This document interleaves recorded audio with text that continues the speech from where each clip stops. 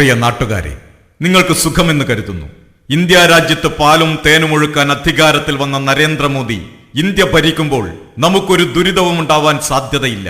ഇനി അഥവാ അങ്ങനെ സംഭവിച്ചാൽ തന്നെ അതൊക്കെയും രാജ്യസ്നേഹത്തിന്റെ ഭാഗമായി മാത്രമായിരിക്കും. സ്തുതിപാഠകരായ ഒരു കൂട്ടം വിഡ്ഢികൾ ഇത് പാടിക്കൊണ്ടേയിരിക്കുകയാണ്.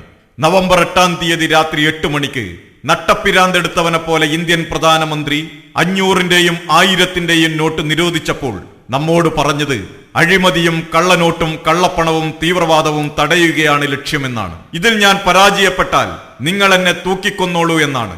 ഇപ്പോൾ നാം കേട്ടുകൊണ്ടിരിക്കുന്നത് പുതിയ നോട്ടായ 2000-ന്റെ കള്ളപ്പണവും കള്ളനോട്ടും പിടിച്ചെടുത്ത വാർത്തയാണ്.